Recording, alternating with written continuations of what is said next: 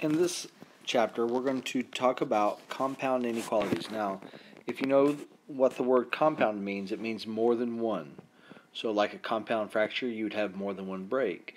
So with compound inequalities, we're going to add two or more inequalities together to form one.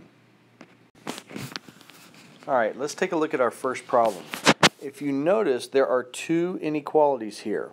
Okay? Oh, right there. Now, one of the things you're going to have to realize is that you actually have two equations. You have this one and you have this one. So you really have 4 is less than or equal to x plus 2, and you have x plus 2 is less than or equal to 8. Because they share this term right here, this section here, x plus 2, we can actually put it as one compound inequality. Now, when you solve this problem, it's actually quite simple because there's not as many steps to involve. Now, right here, I still have to get x by itself, so I have to get rid of this 2. But there's 3 sections, so I'm going to subtract 2 from the middle, from the left, and from the right. So I do this all 3 times. 4 minus 2 is 2. Bring down your inequality. This cancels, and you're left with x less than or equal to 8 minus 2 is 6. So the solution to your compound inequality that would make both statements true is that x is going to be greater than or equal to 2 and less than or equal to 6. Now, when you graph this, it's very simple to graph it. Just use the 2 and the 6. And just remember, this type of inequality is closed, solid. This one is also solid. And all the x's that are greater than will go to the right. All the x's that are less than 6 will go to the left. And you notice they kind of meet in the middle. So this one's going this way, this one's going this way, and they just join right here in the middle. This is called an AND statement, when the middle parts are joined. Okay? Okay, now on this next section, what we're going to do is we're going to use the same thing. We're going to just try it one more time. Now notice this is a little bit more complicated. We have to get rid of we're going to get x by itself, so we're going to get rid of the 3 first, and we're going to add it, we're going to subtract it from all of the sections. Negative 5 and negative 3 make negative 8. Bring down your inequality, and the 3's are gone in the middle, leaving you with just 2x in the middle, and 9 minus 3 is 6. Now the last thing we have to do is get x by itself, so it's 2 times x, so we're going to divide by 2 on everything, and you'd get negative 4 is less than or equal to x, which is less than or equal to 1. And if I were to graph it, I'm going to use these numbers, negative 4 and positive 1. X is in the middle somehow, so this one is going to be solid.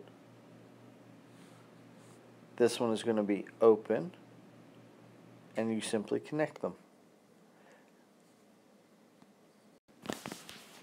Now the 2 previous problems were called AND statements. And whenever you graph an AND statement, if you have a number line, what will happen is, depending on what you have here, they will always connect in the middle. Now let's try something a little different. We're going to play with an OR statement. Now in this OR statement, you will have one of them pointing to the right and one of them pointing to the left. They go in opposite directions. Now let's take a look at this first problem. Negative 4, we're going to add 4, and what you're going to end up getting is a is greater than 5. Or, let's look at the next one, we're going to add 4 to both sides, and this will be a is less than positive 1. So, always put them in numerical order on the number line, so 1 comes first, 5 is second. And let's look at this one first. All the a's that are less than 1.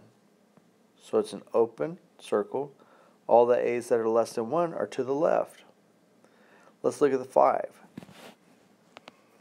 Alright, so this says all the a's that are greater than 5. Again, it's open and all the a's that are greater are going to be to the right, and this creates the answer we want.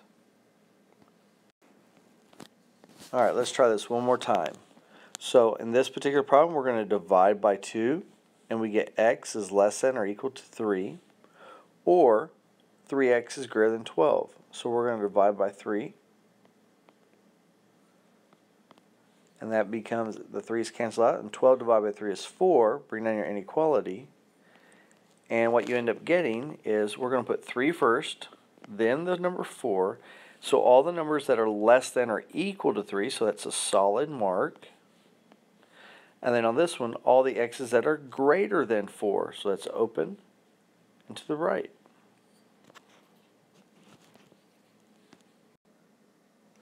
Okay, now on this next one, we're going to work a little backwards. I'm going to give you the graph, and now you're going to write the inequality. Well, let's say the variable is m. Okay.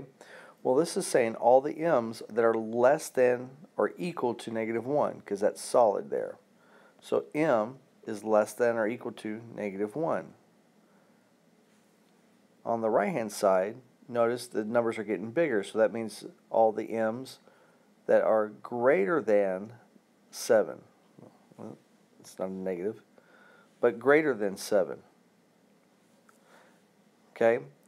And because they're opposing, it would be an or statement. Either this one or this one. Now finally, let's look at our last one. In order to build an inequality, notice that there's no arrows, but let's assume this goes to the right and this goes to the left. So all the answers between 0 and -6 is going to make that true. So now, if I put the letter P, well, how it relates to 0, so 0 is less than or equal to any number to the right. And then, let's look at this next one. Let's look at this right here. In this case, P would be less than -6. Now, if we combine them, all right, because these right here, they share a P in the middle, 0 is less than or equal to P, which is less than -6. And that's how you can combine them. You can leave them separately up here, but this one can be combined, and this is called an AND statement.